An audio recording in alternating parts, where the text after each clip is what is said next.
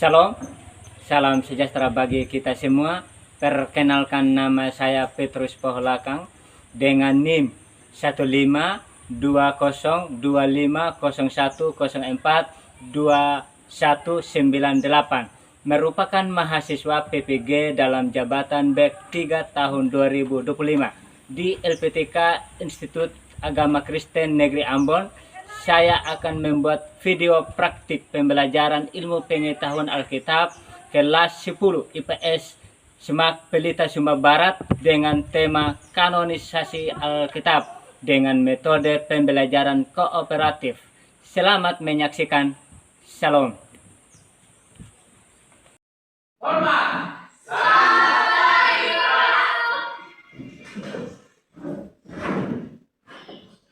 Shalom. Bagaimana kabarnya? Baik.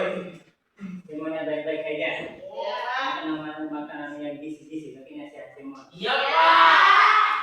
Baik, sebelum kita mulai masuk pelajaran kita hari ini, namun kita minta tuntunan Tuhan supaya Tuhan memberkati kita proses pembelajaran, ya. Ya. Dan saya minta satu orang yang pimpin kita dalam doa. Bapak dan teman-teman yang kita harapkan dalam doa kita, dalam dalam kerjaan saya, dan tuntunan dan penyertaanmu di sepanjang hidup kami, terlebih khususnya karena Engkau telah kami dari masing-masing dari tempat ini. Sepertinya Bapak kami kami yaitu belajar dan mengajar. Ada Bapak Engkau jaga dan tuntunan dari serta kami, hingga kami bisa belajar dengan baik. Hingga Tuhan, amin. Terima kasih untuk doa pembukaannya. Dan sebelum kita melanjutkan pembelajaran kita hari ini, kamu cek kehadiran. Ya, Pak. Tapi ini hadir semua, kan? Berarti hari ini hadir semua, tidak ada yang angkat dan yang sakit. Bagus. Baik, kita akan lanjutkan mata pelajaran kita tentang ilmu pengetahuan Alkitab. Ya, minggu lalu kita belajar tentang kontekstual Alkitab, ya. Ya. Pak? Masih. Nah, sebelum itu Pak mau menyampaikan tujuan pembelajaran. Yang pertama itu mampu mendeskripsikan tentang kanon Alkitab dan sejarah. Terus yang kedua, mengidentifikasikan kriteria utama yang digunakan gereja mula. Ya, ya. Itu yang harus kita capai dalam proses pembelajaran hari ini. Selanjutnya, kita masuk dalam ilmu pengetahuan. Apa sih itu ilmu pengetahuan? Ilmu pengetahuan Alkitab yang merupakan pemahaman Alkitab yang digunakan untuk memperoleh pengetahuan tentang Tuhan dan ciptaan, yang pada intinya berarti mengenal Tuhan dan kebenarannya. Terus untuk hidup dan benar, bukan sekedar fakta alamiah. Berarti begini, tidak ada satu penting kita mengenal tentang Tuhan. Kalau tanpa kita Alkitab, berarti kita tidak bisa mengetahui keberadaan Tuhan itu seperti apa. Kira-kira begitu, ya? Selanjutnya kita masuk tentang kanonisasi Alkitab. Adik-adik tahu tidak arti tentang kanon? Tahu? Apa itu kanon? Ada yang bisa menjawab? Saya. Pada awalnya kata kanon berasal dari kata gane secara harafiah berarti hilang atau barang. Papirus sejenis tanaman, serai atau tiduman. Iya, tepat jawabannya. Terima kasih buat Eva, tepuk tangan. Iya, baik. Istilah kanon Alkitab. Di sini pada awalnya kata kanon berasal dari kata kane, secara harafiah berarti gelaga atau batang papirus sejenis tanaman serai atau tebu manis, karena gelaga dipakai sebagai tongkat pengukur atau penggaris lurus. Berarti kanon berarti ukuran atau tubuh atau bulu pengukur. Itu yang istilahnya seperti dikatakan oleh saudara Irfan, itu sudah benar dengan jawabannya, tepat sekali dengan jawabannya. Nah, terus kita masuk di terjadinya kanon Alkitab. Nah, kira-kira kapan terjadinya kanon Alkitab? Kita tidak pernah tahu kapan terjadi. Namun Alkitab sendiri menolak dengan tegas pendapat bahwa Alkitab turun atau jatuh dari surga. Kira-kira benar tidak jatuh dari surga?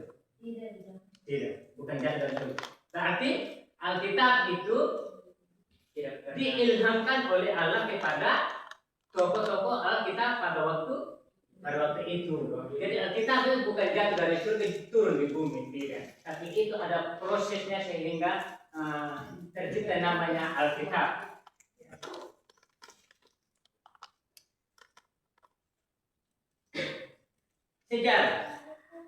Sejarah tentang Alkitab.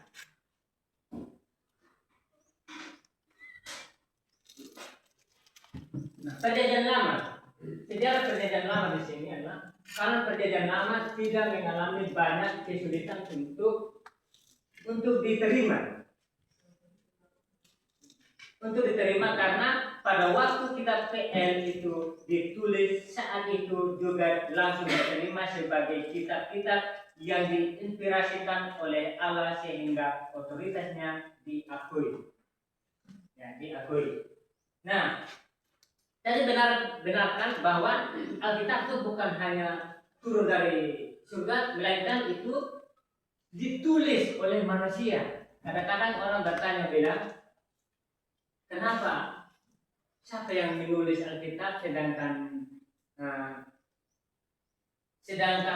manusia itu diciptakan kemudian? Siapa yang mengatakan bahwa Allah itu menciptakan langit dan bumi? Kadang-kadang pertanyaan itu membingungkan bagi orang yang belum belajar lah begitu. Terus Alkitab itu ditulis karena firman Allah sendiri yang mengilhamkan kepada manusia bahwa maka manusia itulah yang menuliskan Alkitab itu sehingga menjadi Alkitab. Makanya orang itu Alkitab ini sudah diukur dengan kebenaran sehingga itu orang gampang diterima dan sudah teringat itu dan diakui oleh orang-orang pada waktu itu dan sampai hari ini. Terus yang kedua, perjanjian baru. Pengkanonan perjanjian baru mengalami lebih banyak pergumulan daripada PL baru. Pada pertengahan abad ke-4 Masehi, masalah pengkanonan itu perjanjian baru dianggap selesai. Sampai di sini ada yang mau bertanya, Pak? Sudah jelas? Sudah paham? Iya. Kalau sudah paham, jadi Pak ini akan membagikan LKPD supaya ada yang bisa kerjakan dalam bentuk kelompok ya. Ya, tadi kita sudah membahas lebih ini, tapi adik-adik dong bekerja kelompok sebelum menjelaskan lebih detail lagi supaya ada yang bisa belajar mandiri begitu.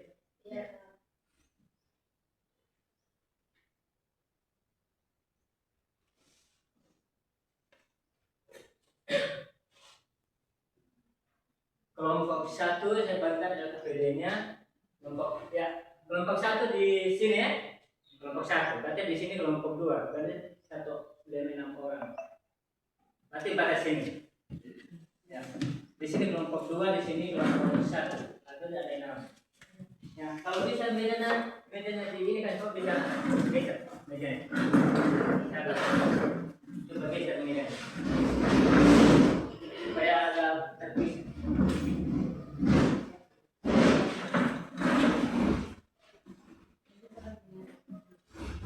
Sudah.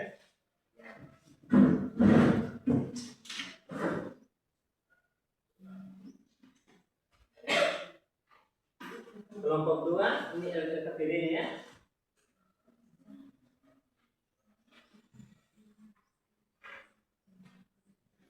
Nah, silakan Sur, silakan kelompok dulu, kelompok 1 mengerjakan. Tapi solusinya begini. Tapi ini apa, kelompok 1 kerjakan tentang kanon yang tadi, menjelaskan lebih detail kanon dan terjadinya kanon Alkitab. Terus yang kelompok 2 menjelaskan tentang sejarah Alkitab, jadi sejarah kanon perjanjian lama dan perjanjian baru. Ya, silakan kerjakan sekarang.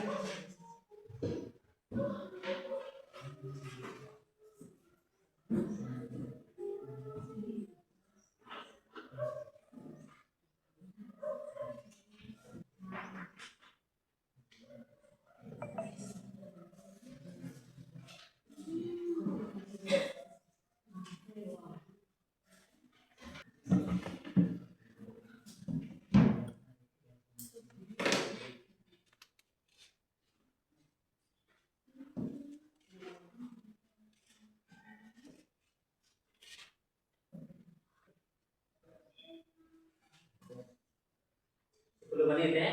Kerjakan.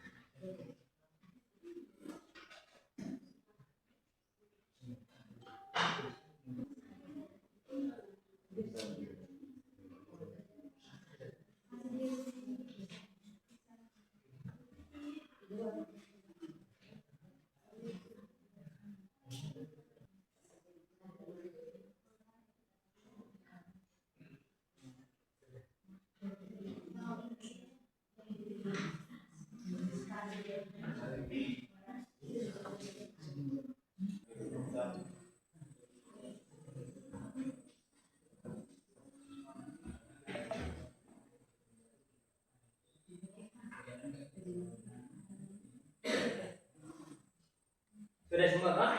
Sudah Pak. Kelompok 1 sudah Pak? Sudah? Sudah habis ini kerja? Kalau sudah kerja, kelompok 1 presentasi duluan. Kelompok 1 berdiri di ini saya, berdiri di tempat itu. Duduk semua dulu. Siapa yang mau apa? Yang moderator, yang terus yang dipersilakan untuk baca, baru bangun satu orang duduk kembali. Ya, lanjut. Selamat pagi Pak Guru, selamat pagi teman-teman. Pagi. Terima kasih atas waktu yang diberikan kepada kami. Kami dari kelompok 1, kami ingin mempresentasikan hasil diskusi kami. Untuk itu saya mempersilakan kepada Kak Irfan untuk membacanya. Tentang kanonisasi, kata kanon berasal dari kata Yunani kanon yang berarti tangkai, penggaris atau tongkat. Tangkai lurus yang dipergunakan sebagai pengukur dalam bahasa Ibrani. Kata kanon merupakan kata jadian, kane, bulut, satu kata dalam perjanjian lama yang berarti tangai pengukur. Dari makna literal ini muncul arti metafora yang berarti standar kaidah, patokan atau norma. Jadi kata ini diartikan sebagai suatu peraturan di prosedur, kronologi atau tabel, pengalaman karena pemakai bulu dalam kehidupan sehari pada samaran itu adalah untuk mengukur. Makna kanon juga berarti sebatang tongkat atau kayu pengukur atau penggaris. Ezekiel 40 ayat 3 sampai ayat 42 sampai 60 Tongkat pengukur.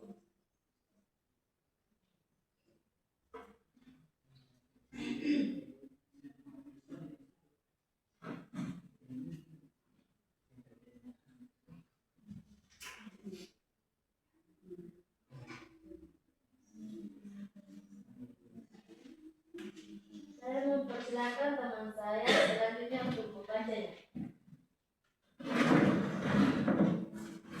Kedua, terjadinya kanon Alkitab.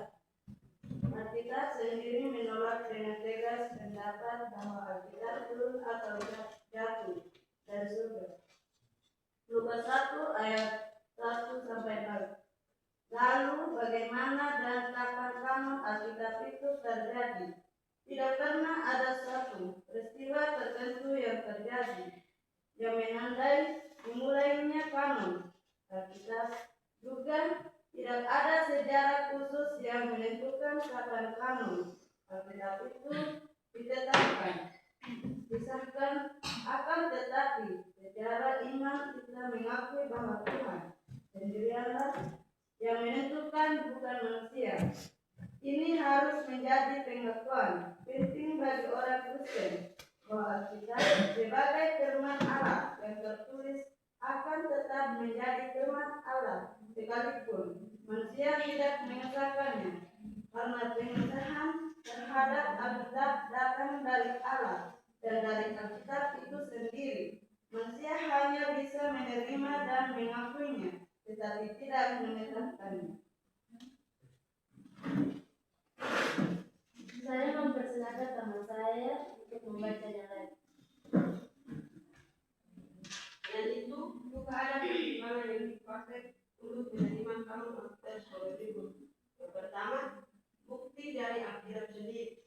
Semua tulisan dalam kitab kanon tidak diinspirasikan oleh Allah.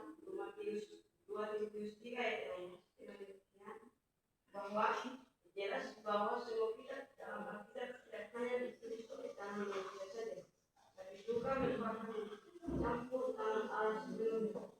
Oleh karena itu, seluruh tulisan dalam kitab berpunya otoritas penuh dari Allah.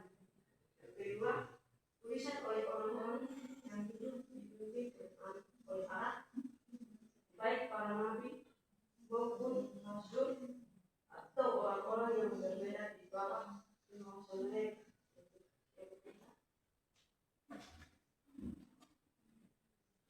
Saya membuka sesi tanya jawab. Jika ada dari kelompok yang mau bertanya, saya mempersilahkan. Mungkin dari kelompok tua ada yang bertanya.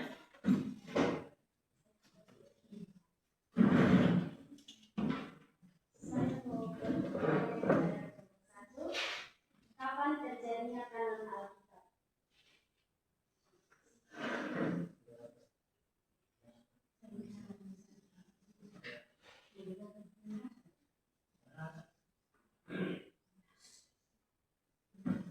Saya mempersilahkan teman saya untuk menjawabnya pertanyaan dari kelompok 2.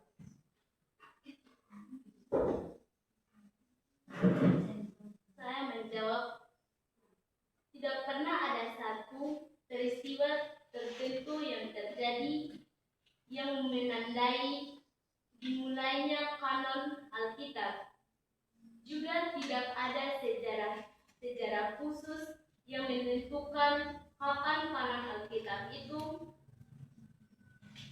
ditetapkan, disahkan. Akan tetapi secara iman kita mengakui bahwa Tuhan sendirilah yang menentukan bahwa bukan manusia.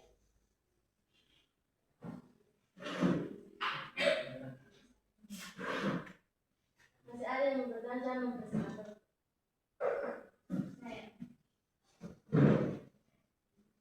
Pertanyaannya itu, mengapa adanya perbedaan kanon antara Kristen dan Katolik?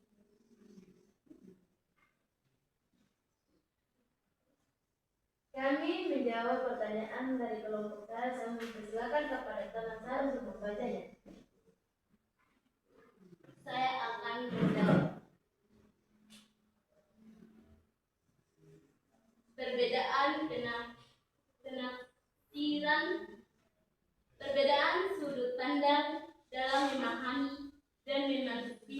bukan tulisan-tulisan dapat terjadi sama seperti saat membaca teks Alkitab. Bagaimana kelompok 2? Pas, Pak? Pas. Saya menutupi sesi tanya jawab. Untuk itu sekian dan terima kasih. Sekarang kelompok 1 sudah selesai tentang kanon dan terjadinya kanon Alkitab. Nah, sekarang selanjutnya diberikan kesempatan untuk kelompok 2 mempresentasikan hasil kerja atau diskusi kelompok. Kesempatannya dipersilakan kelompok 2. Ini kelompok 1 perhatikan ya materinya supaya bisa memberikan pertanyaan kepada kelompok 2. Ya, persilakan kelompok 2. Terima kasih kepada berbagai dan teman-teman atas waktu dan kesempatan yang diberikan kepada kami dari kelompok 2 untuk mempresentasikan hasil diskusi kami, yaitu tentang sejarah kanon perjanjian lama dan perjanjian baru. Menurut saya diskusikan kepada teman saya.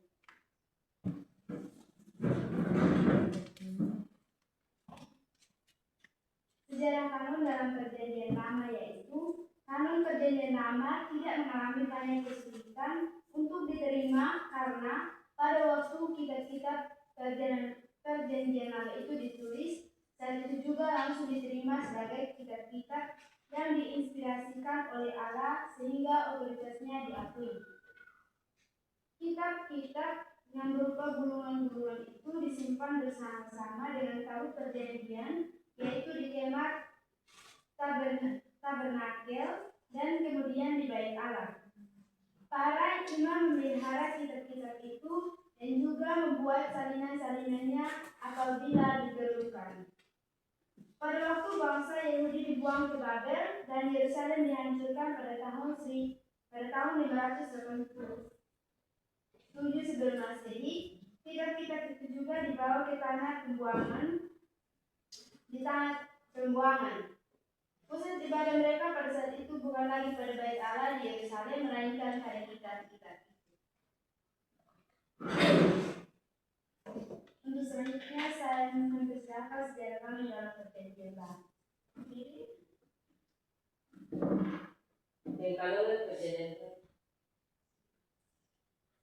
Pengalaman perjanjian baru atau TV mengalami lebih banyak bermula daripada proyek. Baru pada pertengahan abad 4 Masehi masalah pengalaman perjanjian baru dianggap selesai. Kanon TV diawali dengan keadaan dan kebutuhan yang mendesak dan harus ditangani oleh menjadi prioritas antara lain. Kemudian dibaca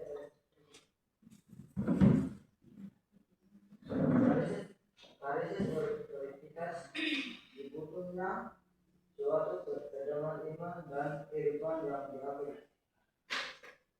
Berprestasi, apalagi sejarah Tuhan Yesus dan para rasul sudah tidak ada lagi di antara mereka. Poin B dibacakan berbeda. Krisis pengajaran, adanya pengajaran yang mulai menyusul di dalam gereja-gereja sehingga diperlukan adanya satu sumber yang dapat menjadi standar pengajaran yang benar. Lalu pada C. Kita akan membacakan melalui bagian C. Dorongan misi. Penyebaran pengajaran Injil Yesus Kristus semakin berkembang di daerah-daerah lain sehingga diperlukan adanya kesepakatan terhadap kitab-kitab standar yang harus diterjemahkan. Itu saya persilakan kepada Adi Pani. Jadi saya membacakan poin B tentang peranan penganiayaan, yaitu kuatnya penganiayaan yang dilakukan terhadap orang-orang Kristen baru mendorong gereja untuk mempertahankan sumber pengajaran demi kepentingan iman dan pengajaran yang sehat.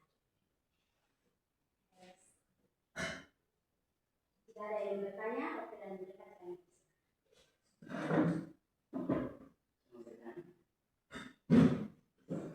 Apakah gereja mula-mula menciptakan kanon perjanjian baru?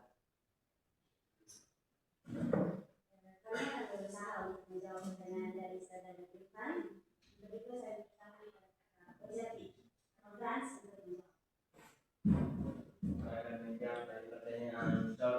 kehidupan. Tidak, karena gereja mula-mula tidak menciptakan kanon perjanjian baru. Sebaliknya, sebaik akurat untuk menegaskan bahwa gereja mula-mula mengakui kanon perjanjian baru. Bagaimana kelompok satu? Pas. Ya. Pas. Selanjutnya masih ada pertanyaan? Jika masih ada yang bertanya, apa perbedaan perjanjian lama dan perjanjian baru?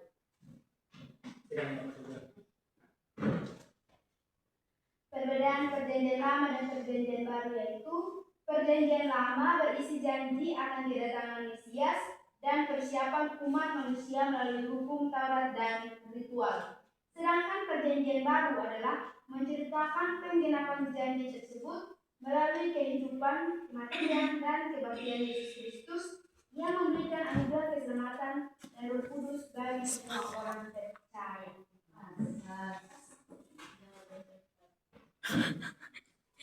Ada yang bertanya? Ada yang bertanya? Kami menutup sesi berikutnya. Untuk itu, terima kasih. Dan kelompok dua sudah selesai presentasi. Ya baik. Terima kasih kelompok satu dan kelompok dua sudah mempresentasikan hasil diskusi kalian. Dan sekarang ada tugas refleksi. Ya, Pak. Jadi ada dua ya, ada dua tugas refleksi. Yang pertama itu menurut Anda apa Alkitab itu penting dalam kehidupan kita manusia? Yang kedua, bagaimana sikap Anda sebagai penerima Alkitab dalam kehidupan? Nanti tulis di kertas masing-masing ya. Siap, Pak. Tulis di kertas dan lalu dikumpulkan. Waktu 3 menit. Kurang lebih 3 menit. Atau 4 menit kurang lebih.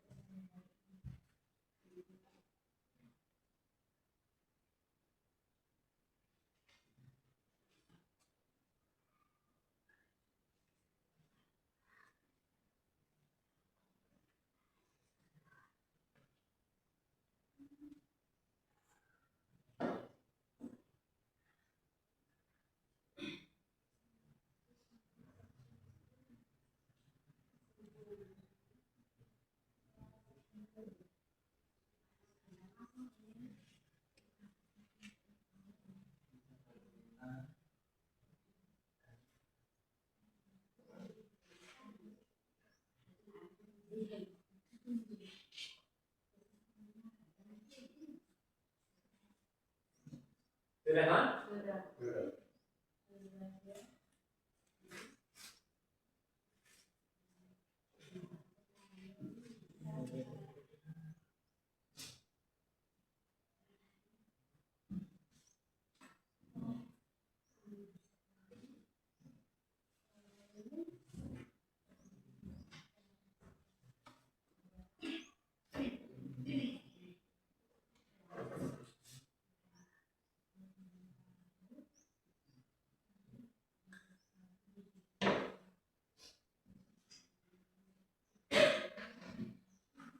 Sudah habis tulis refleksinya?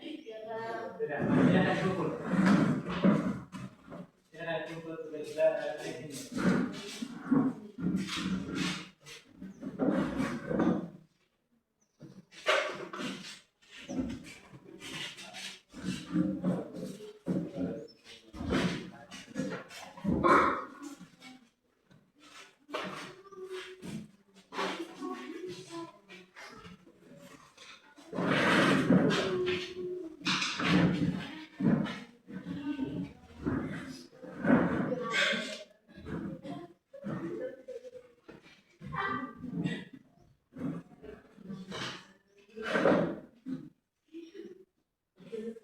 Sudah semua? Sudah, Pak. Ya. Berarti kita punya mata pelajaran hari ini. Kita sudah melakukan presentasi dan lain sebagainya. Jadi sekarang kita mau ambil kesimpulan. Kita sama-sama memberikan kesimpulan. Kira-kira Pak yang duluan atau yang ada yang duluan? Saya Pak. Oh sudah, yang mengambil kesimpulan dari ini. Kita dengar. Arti teologis dalam sejarah gereja. Abad pertama, kata kanon dipakai untuk menuju pada peraturan atau pengakuan iman. Pengertian tentang kanon dalam konteks Alkitab adalah standar. Kaidah satu, kaidah atau norma sebagai ketentuan iman atau ketentuan dari kebenaran. Terima kasih tepuk tangan buat kesimpulan. Terus macam ada yang memberikan kesimpulan Pak dari ini? Saya, Pak. Silakan. Kesimpulannya yang saya ambil dari selama pelajaran kita berlangsung yaitu memperluas lagi pengetahuan kami tentang Alkitab dan juga kami bisa tahu lebih dalam lagi tentang sejarah-sejarah perjanjian lama dan perjanjian baru. Demikian, terima kasih. Ya, tepuk tangan.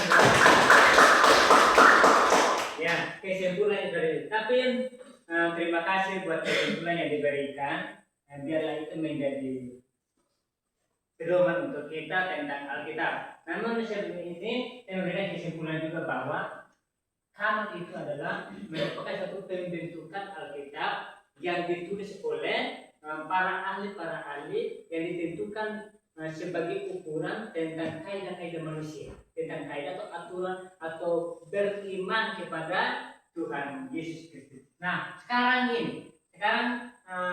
yang menjadi tugas kita adalah bagaimana caranya dan sikap kita untuk menerima dan menghargai Alkitab, yaitu hanya membaca dan merenungkan firman. Itulah salah satu cara untuk menghargai dan menerima firman yaitu Alkitab yang tertulis tentang firman kebenaran Allah.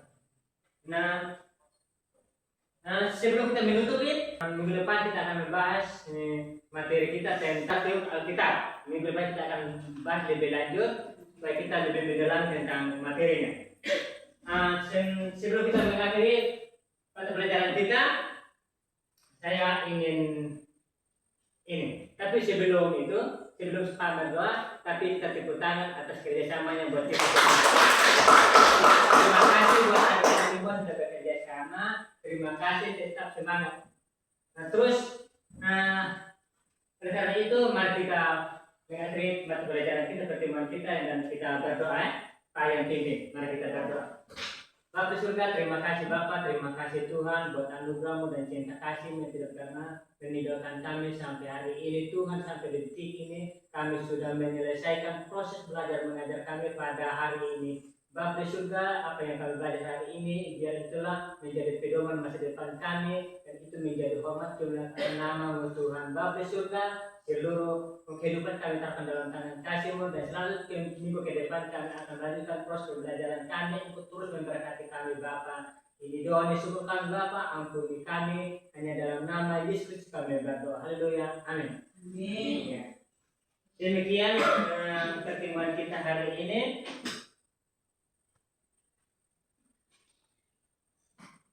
Tuhan Yesus memberkati kita. Salam. Shalom. Shalom.